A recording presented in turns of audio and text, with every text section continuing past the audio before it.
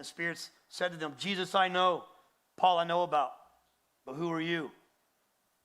You see, this is the part that I struggle with a little bit in my life, and I'm sure some of you can relate. If not, I'm not going to pin it on you, but I'm sure some of you can relate. When you get that little cockiness in your life, and unfortunately for me, I can sometimes relate more with the sons of Sceva than I can Paul in my own life. I allow that to go to my head. I get a little cocky. I forget where my source really comes from. Small, another little tidbit is I'm a huge racquetball player. I love to play racquetball, probably play way more than I should. My wife's very graceful to that. I play a lot, and I have to check myself sometimes. You know, I have my own coach. I'm a sponsored athlete, and sometimes I get on that court and I let that go to my head, and I could lose sight of the source that allows me to have that ability to play the sport that I love so dearly. But not only that, having that moment and being open to that has allowed me to have many, many God encounters with people on the racquetball court. And there are people that attend this church and sit in this church today are because of the moments that I was able to share the gospel with them on racquetball courts, because I had to remember my source.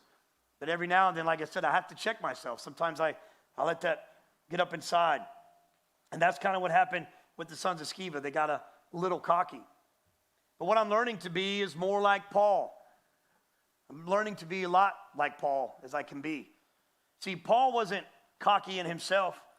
Paul was just extremely confident in who God was and what God was doing in his life and the source and the power of using him. And so as I put my faith and trust in God's track record, you know, I gained the confidence and I learned to depend on him as well. And that's what I want for all of us here at Vivid Church. That's what I want for all of us. And I can't stand up here and just say, oh, I'm picture perfect. I mean, I just told you I wasn't. I have issues. I struggle. I struggle with this a little bit of it getting up inside. And so I tell you, you know, when you do this, and this happens in your life, and you let this source out, and you do what you got to do, you get that cockiness out of yourself.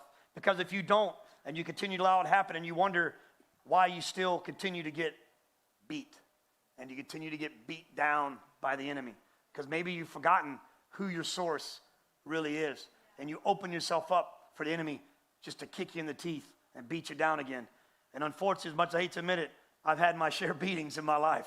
Anybody relates? A couple beatings you've had from the enemy in your life? Yeah, some of us are going through them right now. Well, welcome to the party. It happens. But you got to know your source. So as you're moving through life and allowing God to do great things in you, you got to know your source. But when I hear the word source, and I think of the word source, it makes me think of, you know, like this light bulb a little bit and electricity that runs through the walls. So like this light bulb right here, no matter how hard that I yell at it, everybody yell at this light bulb and say glow. Glow. Yeah, see, nothing. No matter how much I yell at it, you know, look at it, I won't step over here because if I yell at it, my son might jump because he's right here in the audience, but glow, it's not going to happen. No matter what I do, it's not going to happen. No matter how much I cuss at it. Some of you are a lot better at that than others. We know. You know you're back home at the walls cussing the paint off. But even cussing at it, no matter what I do, it's not going to matter. But what I have learned about this light bulb, and this light bulb represents us as Christians. But when we take this light bulb, us Christians, and we plug in and we screw into the source, this light bulb can light up a room. You can light up the room. You can be a light for somebody else. And that's what happened to the sons of Sceva. That was their downfall. They were trying to drive out demons, and it just wasn't working. They forgot their source. And what ends up happening is you get this weird condition that I like to call the triple C condition, the cocky Christian condition, as I like to say. I'm going to coin that on a shirt. I made that up. But anyway, the cocky Christian condition. It happens. It happens in your life. You forget, like I said, where your source comes from.